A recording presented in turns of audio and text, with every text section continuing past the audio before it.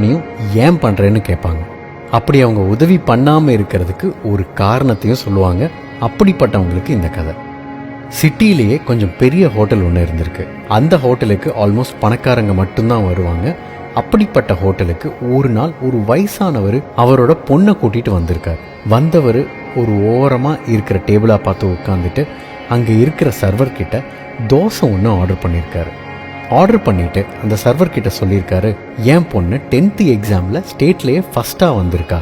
அப்படி ஃபஸ்ட்டாக பாஸ் பண்ணால் அவளுக்கு ஒரு பெரிய ஹோட்டலில் உன்னை கூட்டிகிட்டு போய் டிஃபன் வாங்கி தரேன் அப்படின்னு அவர் சொன்னதாக சொல்லியிருக்கார். அதுக்கு அந்த சர்வர் அந்த பொண்ணுக்கிட்ட கங்க்ராச்சுலேஷன்ஸ் பண்ணிவிட்டு அந்த பெரியவரை பார்த்து உங்களுக்கு என்ன வேணும்னு கேட்டிருக்காரு. அதுக்கு அந்த பெரியவர், எனக்கு எதுவும் வேணாம்ப்பா, ஒரு தோசை வாங்க தான் என்கிட்ட காசு இருக்குது, அதை என் பொண்ணுக்கு வேணும், அதனால் ஒரே ஒரு தோசை மட்டும் போதும்னு சொல்லியிருக்காரு.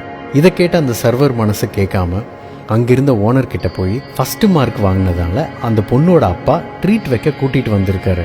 அவருக்கு இன்னொரு தோசை வாங்க காசு இல்லை, அதனால் ஏன் சார்பாக நான் அவருக்கு டிஃபன் வாங்கி தரேன், இப்போவே உடனே கொடுக்க என்கிட்ட காசு கிடையாது, அதனால் என் சம்பளத்தில் கழிச்சுக்கோங்க அப்படின்னு சொல்லியிருக்காரு.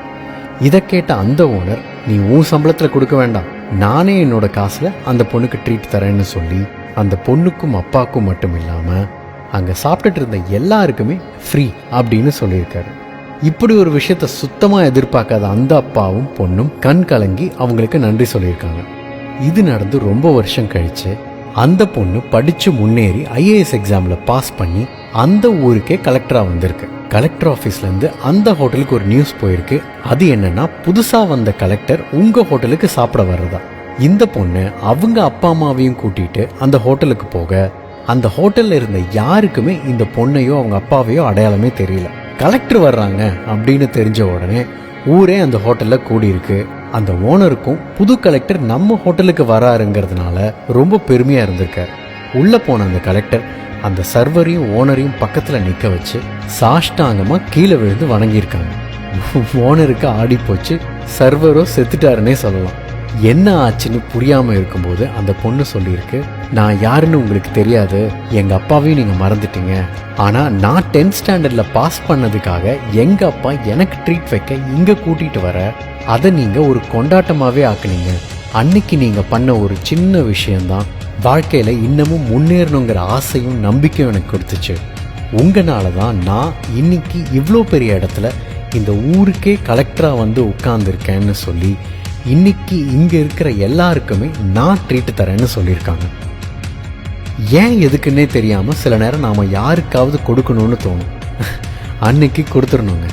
அந்த நொடி அந்த நிமிஷத்தை விட்டோம்னா திரும்ப நாம் செய்கிற உதவி அவங்களுக்கு தேவைப்படாமையே கூட போயிடும். சரியான நேரம் பார்த்து பண்ணுற உதவி நீங்கள் பண்ணலைங்க, உங்கள் மூலிமா கடவுள் உங்களை பண்ண வைக்கிறாரு. ஏன் பண்ணணும், எதுக்கு பண்ணணும், என்ன காரணத்துக்காக பண்ணணும் அப்படின்னு நீங்கள் யோசிச்சுட்டு இருந்தீங்கன்னா அந்த உதவி காலம் தாழ்த்தி தான் போய் சேரும். அது கடைசியாக உதவியாக இருக்காதுங்க. எக்ஸ்ட்ரா ஒரு தோசை வாங்க கூட காசு இல்லாத ஒரு அப்பாவோட நிலைமையை அந்த சர்வர் புரிஞ்சுக்கிட்டாரு. சம்பளம் வாங்குற சர்வருக்கு இப்படி ஒரு மனிதாபிமானம் இருக்கிறத அந்த ஓனர் புரிஞ்சுக்கிட்டாரு. அவங்க அன்னைக்கு பண்ண அந்த உதவி தானும் நிறைய பேருக்கு இப்படி உதவி பண்ணணும் அப்படிங்கிற எண்ணத்தை அந்த பொண்ணு மனசில் விதைச்சிருக்கு. அதனால தான் உங்களுக்கு செய்யணும்னு தோன்ற ஒரு உதவியை காலம் தாழ்த்தாமல் செய்யுங்க. தேங்க்யூ. உன் வாழ்க்கை உன் கையில்.